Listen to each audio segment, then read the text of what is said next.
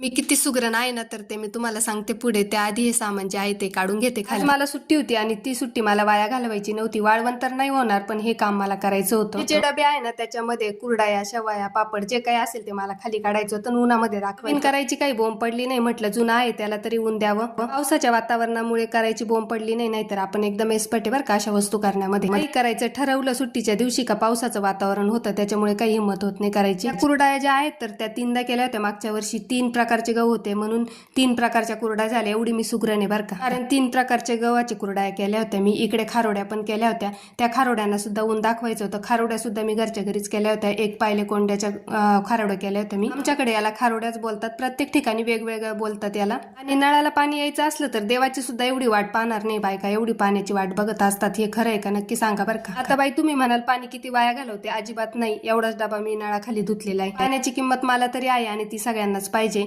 आणि इकडे सगळे डबे वगैरे घासून झाल्यावर मी कडक उन्हामध्ये पण ठेवले म्हणजे ते 2-3 तासात कडक वाळून जाते. पाणी आलेलं असल्यामुळे माझे कपडे सुद्धा झाले आणि कपडे एकदा 7 वाजता झाले होतं आणि पाणी असल्यामुळे परत एकदा कपडे काढले जे एक्स्ट्राचे धुवायचे होते ते. त्यांचं काय हो पाणी आलं तर त्यांना घर धुवायला लावलं तरी त्या धुतील इतका त्यांच्यामध्ये एनर्जी येते. आणि त्यातलीच मी पण एक आहे. मी जर जास्त पाणी वापरायला लागले ना तर मला माझ्या बहिणीची आठवण येते. ती संभाजीनगरला राहते. एक टँकर ती 1 महिना वापरते. कशी वापरत असेल इतकी त्यांच्याकडे पाण्याची टंचाई. ती जर इकडे आले तर ती इतकी पाणी जपून वापरते. तिला म्हणते बाई एवढं काही काटकसर करू नको. आमच्याकडे पाण्याची काही टंचाई नाही.